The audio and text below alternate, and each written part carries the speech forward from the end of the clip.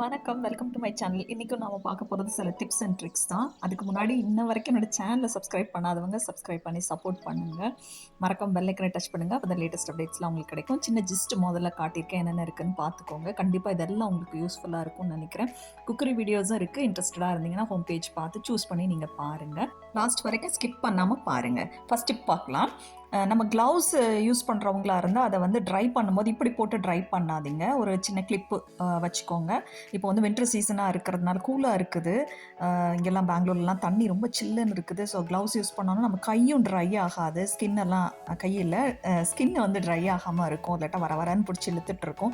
இந்த மாதிரி கிளிப் போட்டு நீங்கள் டேப்லேயே கிச்சன் டேப்லேயே நீங்கள் போட்டிங்கன்னா அது நல்லா ட்ரை ஆகிடும். இந்த இது யூஸ்ஃபுல்லாக இருக்கும். இது ஒருவேளை நீங்கள் பண்ணிகிட்ருக்கலாம். நெக்ஸ்ட் ஸ்டெப் போகலாம். நெக்ஸ்ட் ஸ்டெப் வந்து இது வந்து நான் ஏற்கனவே ஒரு ஹாஃப் வந்து யூஸ் பண்ணிட்டேன் இந்த பாலித்தீன் கவர்லேருந்து. அதனால் இது வந்து ஓப்பனாக இருக்குது. இந்த இது பார்க்கலன்னா நான் வேணால் கொடுக்குறேன் உங்களுக்கு லிங்க்கு கீழே டிஸ்கிரிப்ஷன் பாக்ஸில். ஸோ இதை தான் நம்ம யூஸ் பண்ண போகிறோம். எதுக்கு யூஸ் பண்ண போகிறோம்னா கொஞ்சம் திக்கு இதாக எடுத்துக்கோங்க. அதே மாதிரி அடுத்த சைடும் நம்ம கட் பண்ண போகிறோம். கட் பண்ணி ஒரு ஹேங்கர் மாதிரி நம்ம யூஸ் பண்ண போகிறோம். சின்னதாக ஒரு டாட் முதல்ல போட்டுக்கோங்க. இது பாலித்தீன் கவராக இருக்கிறதுனால உங்களுக்கு அந்த சிசர் வச்சு நீங்கள் ஷார்ப்பாக விட்டிங்கன்னா அடுத்த சைடு வந்துடும். அதே மாதிரி அதே ஷேப்புக்கு கட் பண்ணி எடுத்துடலாம். ஆனால் திக்காக இருக்கணும், கவர் நல்லா திக்காக இருக்கணும். அந்த மாதிரி எடுத்துக்கோங்க. ரெண்டு பக்கமும் ஓப்பனாகவும் வைக்கலாம், ரெண்டு சைட்லேயும். அல்லது ஒரு சைடு வந்து நம்ம அதை க்ளோஸ் பண்ணாலும் பண்ணலாம். அதுக்கும் என்னோட அது வந்து எப்படி க்ளோஸ் பண்ணுறதுன்னு இன்னொரு வீடியோ இருக்குது. அதையும் வேணால் நான் டிஸ்கிரிப்ஷனில் கொடுக்குறேன், போய் பாருங்கள். ஸோ அல்லது நீங்கள் டபுள் சைடு டேப் வச்சு இது பண்ணால் கூட அது அந்த கேப்பில் அது வந்து ஃபிக்ஸ் ஆகிடும், உங்களுக்கு ஓப்பனாக இருக்காது. ஸோ இந்த மாதிரி ரெண்டு பக்கமும் வர மாதிரி நம்ம பண்ணிக்கலாம். சைடில் வேணும்னா நீங்கள் கட் பண்ணிடலாம், அல்லது அப்படியே கூட வைக்கலாம். நான் சைடில் கட் பண்ணிடுறேன், ஏன்னா ரொம்ப நீளமாக இருக்குது. ஸோ அதனால் கொஞ்சம் சைடில் கட் பண்ணிக்கிறேன். இப்போ தெரியும் உங்களுக்கு நான் எதுக்காண்டி இதெல்லாம் பண்ணுறேன்னு சொல்லிட்டு. ஸோ இதை வந்து நம்ம வந்து இந்த மாதிரி சார்ஜரோட அந்த ஹெட்டு பக்கம் போட்டுட்டு ஒரு சைடு நீங்கள் சார்ஜரை போட்டுட்டு அப்படியே நீங்கள் வந்து இடம் இல்லாட்டினா உங்களுக்கு சைடில் மேலே சைட் டேபிள்லாம் இல்லைன்னா இந்த மாதிரி ஹேங் பண்ணிக்கலாம். ஸோ இது ஒரு மொபைலுக்கு ஹேங்கராக யூஸ் பண்ணிக்கலாம். நெக்ஸ்ட் வந்து ரோஸ் வந்து ஆர்கானிக் ரோஸ் என்கிட்ட இருந்தது, நிறையா இருந்தது. ஸோ பெட்டல்ஸ் எல்லாம் எடுத்து நல்லா காய வச்சுட்டு அதை பாட்பூரி மாதிரி பண்ணியிருக்கிறேன். இது வந்து இப்போ சீசனாக இருக்குது ஸ்ட்ராபெரி. ஸோ அதில் வந்த பேக்கு. ஸோ அதில் நான் என்ன பண்ணிட்டேன்னா இந்த மாதிரி எடுத்து வச்சிட்டேன். இல்லாட்டா நீங்கள் வேறு நெட் பேக்ஸ் மாதிரி சின்ன சின்னதாக அழகாகவே கிடைக்குது, அதில் கூட நீங்கள் பண்ணி வச்சுக்கிட்டிங்கன்னா அந்த ஸ்மெல் இருக்கும் உங்களுக்கு. இல்லை மேலே ஹோல் இருக்கிறதுனால க்ரஷ் பண்ணி போட்டோன்னே அந்த இடம் கொஞ்சம் ஸ்மெல் வருது, நல்லா இருக்குது. ஸோ அந்த மாதிரி யூஸ் பண்ணிக்கலாம். தூக்கி போடுற பொருளை தான் பண்ண போகிறோம். இது வந்து ஸ்டெர்லைஸ்டு கிளாஸ் ஜார் எடுத்துக்கோங்க. இன்னொன்று இது பியூட்டி டிப். இது காஞ்ச ரோஸ் பெட்டல்ஸை எடுத்துக்கோங்க, ஆர்கானிக் ரோஸ் பெட்டல்ஸ் எடுத்துக்கோங்க, கோகனட் ஆயில் எடுத்துக்கோங்க, அல்லது ஆலிவ் ஆயில் நீங்கள் எடுத்துக்கலாம். இதை வீட்டு உள்ளேயோ அல்லது சன்ரையோ நீங்கள் பண்ணலாம். என்னோடது மெல்ட் பண்ணி ஊற்றுறேன், சூடாக ஊற்றலை, ரொம்ப கட்டியாது, அதனால் மெல்ட் பண்ணி ஊற்றுறேன். வார்ம் ஆயிலெலாம் ஊற்றாதீங்க, வெறும் கோகனட் ஆயில் விட்டு ஒரு 21 days அல்லது 40 days அப்படியே வச்சுருங்க. அந்த எசன்ஸ் இறங்கட்டும். அதுக்கப்புறம் நீங்கள் ஸ்கின்னுக்கு யூஸ் பண்ணிங்கன்னா ரொம்ப நல்லாயிருக்கும். அதோட பெனிஃபிட்ஸும் ரோஸ் ஆயில்னு ஒன்று இருக்குது, அதோட லிங்க்கும் கொடுக்குறேன், போய் பாருங்கள். நெக்ஸ்ட் வந்து நம்மகிட்ட வந்து இந்த மாஸ்க் யூஸ் பண்ணாமல் வச்சுருப்போம். அதையும் இந்த ஹெட்டில் இந்த மாதிரி அந்த சைடில் ரெண்டு பக்கமும் போட்டுட்டு நான் பண்ணுற மாதிரி பண்ணி நீங்கள் இதையும் கூட நீங்கள் மொபைல் ஹேங்கராக யூஸ் பண்ணிக்கலாம். இது ஒருவேளை நீங்கள் யூஸ் பண்ணிகிட்ருக்கலாம். இதுவும் அதே மாதிரி சைட் டேபிள்லாம் உங்கள்கிட்ட இல்லை, கீழே எங்கேயாவது வைக்க வேண்டியது இருக்குது, இடம் இல்லை, ஷார்ட்டாக இருக்குது ஒயரு அப்படிங்கும்போது இது மாதிரி நீங்கள் யூஸ் பண்ணிக்கலாம். தூக்கி போடுற பொருளையே நம்ம இந்த மாதிரி யூஸ்ஃபுல்லாக யூஸ் பண்ணிக்கலாம். நெக்ஸ்ட்டு நம்ம பார்க்கலாம். இதே மாதிரி இப்போ சோப்பு இந்த மாதிரி இதுக்கெல்லாம் இப்போ துணிப்பை கொடுக்குறாங்க, சுருக்கு பைன்னு சொல்லுவாங்க நம்ம ஊர்லலாம். ஸோ அந்த மாதிரி இதுலேயும் நான் இந்த மாதிரி போட்டு வச்சுருக்கிறேன். உங்களோட அந்த சார்ஜர்லேயே உங்களோட நேம் ஒன்று போல் இருக்குன்னா நேம் எழுதி வச்சிட்டிங்கன்னா கன்ஃபியூஷன் வராது. நெக்ஸ்ட் வந்து நம்மளுடைய ஒரே ஹேங்கரில் வந்து இந்த மாதிரி நிறைய 4-5 ஹேங்கர் போட்டு நீங்கள் வாஷ் பண்ண துணியை ட்ரை பண்ணலாம். அல்லது நீங்கள் உங்களோட கபோர்டில் கூட வார்ட்ரோப்பில் கூட இந்த மாதிரி வச்சுக்கலாம். நான் இப்போ ட்ரை பண்ணுறதுக்கு போட்டிருக்கேன். இடம் கம்மியாக இருக்குது பால்கனியில் அப்படின்றவங்கெல்லாம் இந்த மாதிரி நீங்கள் யூஸ் பண்ணிக்கலாம். ஒரே ஹேங்கரில் ஒரு 6-7 கூட போட்டுக்கலாம். உங்களுக்கு எவ்வளோ போடணுமோ அவ்வளோ போட்டு நீங்கள் வந்து ட்ரை பண்ணி க்ளாத்ஸ் எடுத்துக்கலாம். ஸோ இது யூஸ்ஃபுல்லாக இருக்கும்னு நினைக்கிறேன். நெக்ஸ்ட்டு ஷூ ரேக்கில் வந்து இந்த மாதிரி ஒன்று மேலே ஒன்று வச்சோன்னா நம்ம வந்து கொஞ்சம் இடம் ஸ்பேஸ் வந்து கம்மியாக இருந்தால் நிறைய யூஸ் பண்ணிக்கலாம். இந்த சிலிக்கா ஜெல்னு என்கிட்ட இந்த இதில் ப்ராடக்ட்ஸில் வரதுல அதையும் வச்சுட்டிங்கன்னா அந்த ஃபங்கஸ்லாம் வராது, மோல்டெல்லாம் வராதுன்னு சொல்கிறாங்க உடன் இதில். ஸோ அதுவும் வச்சுருக்கிறேன். இந்த மாதிரி ஒன்று மேலே ஒன்றா உல்ட்டாவும் வைக்கலாம், அல்லது நீங்கள் அப்சைட் டவுனாகவும் வைக்கலாம், இப்படியும் கூட நீங்கள் வைக்கலாம். பேக் சைடு ஃப்ரண்ட் சைடு திருப்பியும் கூட வைக்கலாம். இப்போ ஒன்று மேலே வச்சிங்கன்னா கொஞ்சம் ஸ்பேஸ் நிறையா இருக்கும், ஸ்பேஸ் சேவிங்காக இருக்கும். ஸோ இந்த மாதிரி யூஸ் பண்ணி பாருங்கள். இதுவும் கூட உங்களுக்கு தெரிஞ்சதாக இருக்கலாம், எனக்கு தெரியல. நெக்ஸ்ட் டிப் போயிடலாம். நெக்ஸ்ட் டிப் வந்து இந்த மாதிரி நம்மகிட்ட பேக்ஸ் இருக்கும். அது சில நேரம் நம்ம ஹேண்டில் வெயிட் வச்சு தூக்க அது வந்து என்ன ஆயிரும்னா கிழிஞ்சு போகிற மாதிரியே இருக்கும். அந்த சைடை கட் பண்ணிவிட்டு நம்ம ஒரு ஹோல் போட்டு நம்ம திருப்பி யூஸ் பண்ணலாம்.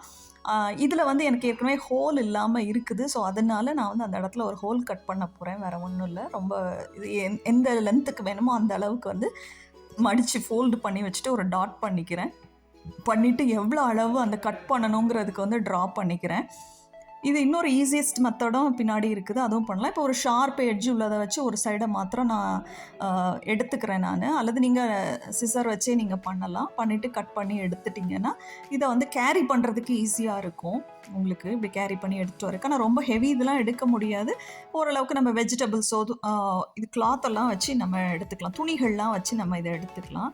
ஸோ இந்த மாதிரி நீங்கள் கட் பண்ணி யூஸ் பண்ணிக்கலாம். இந்த மாதிரி ஹேண்டில் இல்லாத பேக்ஸ்களுக்கு இந்த மாதிரி நீங்கள் யூஸ் பண்ணிக்கலாம். நெக்ஸ்ட்டு இன்னொரு மெத்தடில் வந்து டபுளாக ஃபோல்டு பண்ணிக்கோங்க. ஃபோல்டு பண்ணிவிட்டு இந்த இடத்துல சின்னதாக ட்ரா பண்ணிக்கோங்க. என்ன ஷேப்பில் வேணுமோ அந்த ஷேப்பில்.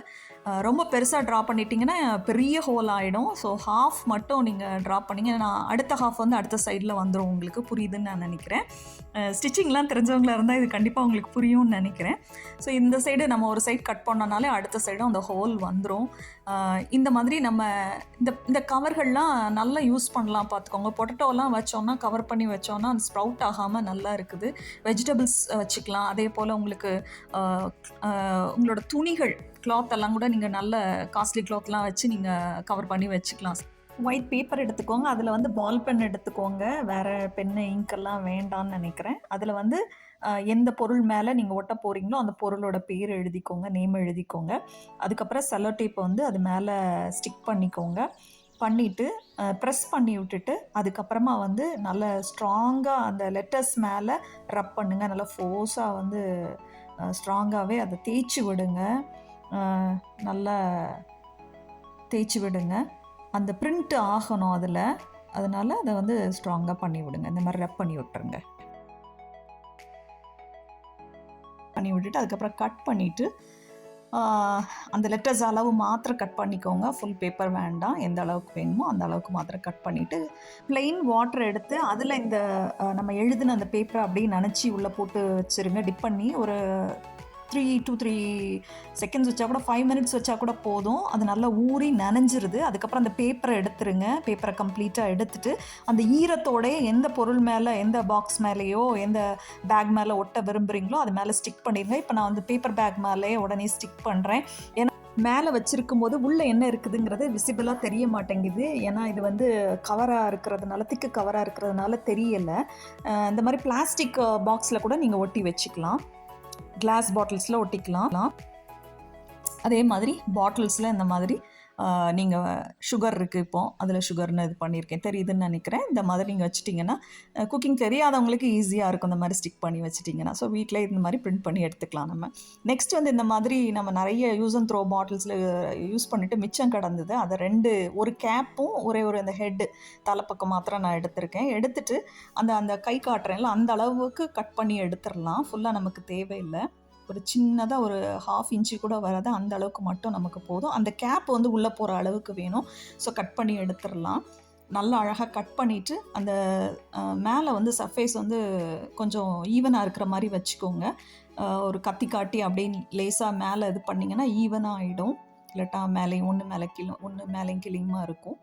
சூடு வச்சுட்டு அப்படியே மேலே கொடுத்தீங்கன்னா அது ஃப்ளாட் ஆயிரும், ஒன்று போல் ஆகிடும். அதுக்கப்புறமா அடுத்த கேப்பை இப்படி க்ளோஸ் பண்ணிட்டீங்கன்னா இதுக்குள்ளே நீங்கள் வந்து எங்கேயாவது ட்ராவல் பண்ணுறீங்கன்னா உங்களோட மாய்ஸ்சரைசரோ அல்லது லிப் பாமோ அல்லது உங்களோட ஸ்டட்ஸோ இது பில்ஸ் ஏதாவது எடுத்துகிட்டு போகணுன்னா அந்த மாதிரி நீங்கள் எடுத்துகிட்டு போகலாம்.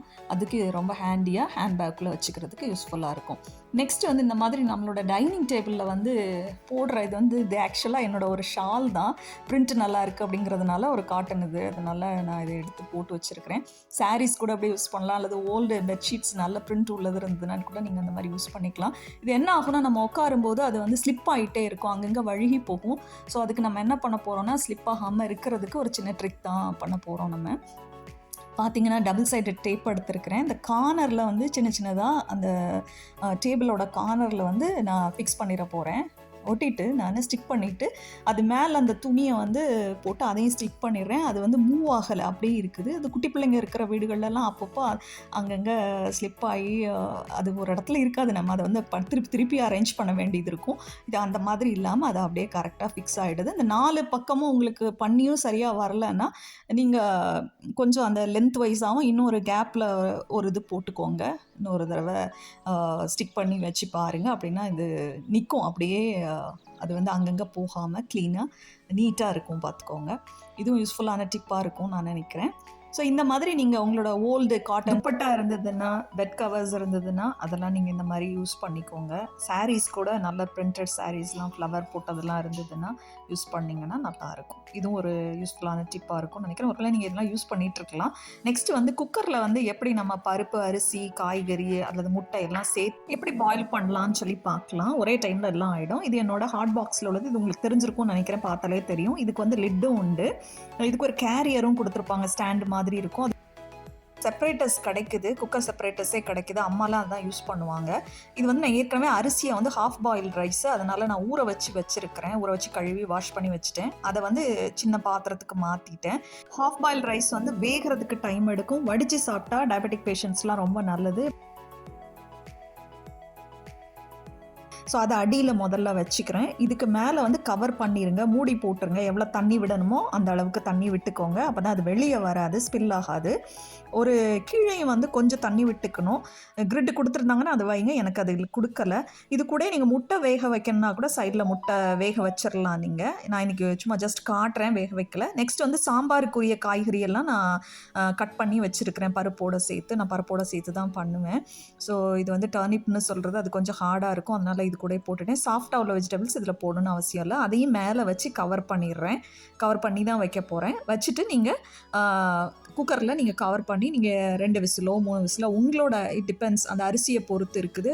தாலையும் கூட நான் துவரம்பருப்பு தான், இது துவரம்பருப்பையுமே நான் கொஞ்சம் நேரம் வந்து ஊற வச்சுட்டேன். ஏன்னா அப்போ தான் அது சீக்கிரமாக பாயில் ஆகுன்றதுனால. இப்போ 2-3 விசில் நீங்கள் வச்சிங்கன்னா வெந்துடும். வெந்த பிறகு ஸ்டீமெல்லாம் போன பிறகு நீங்கள் எடுங்க. இப்போ காட்டுறேன் பாருங்கள், நல்லா அழகாக வெந்திருக்குது பாருங்கள்.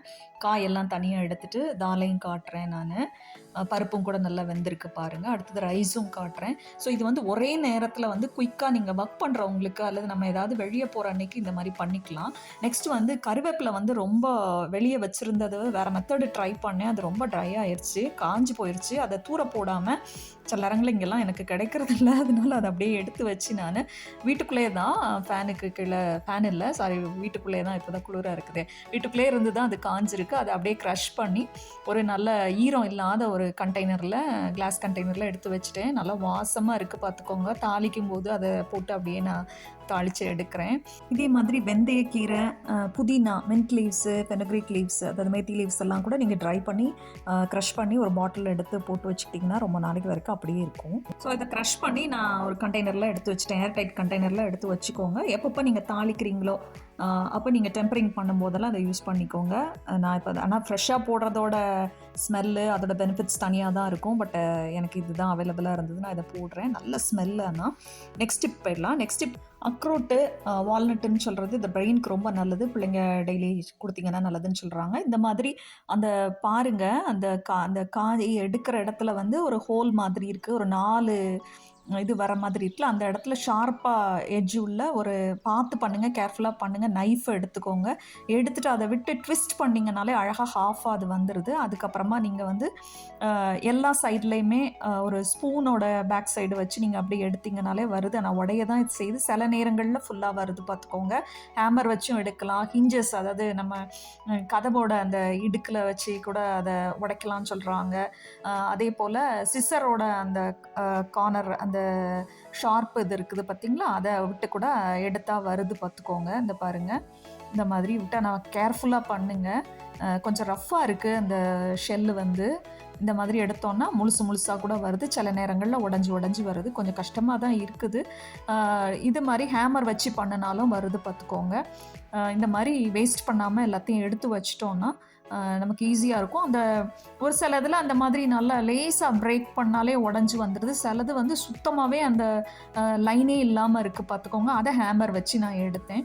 ஸோ இதுவும் சாப்பிட்டிங்கன்னா ரொம்ப நல்லது. இதெல்லாம் யூஸ்ஃபுல்லாக இருந்திருக்கும்னு நினைக்கிறேன். தேங்க்யூ ஃபார் வாட்சிங், subscribing my channel. Have a good day.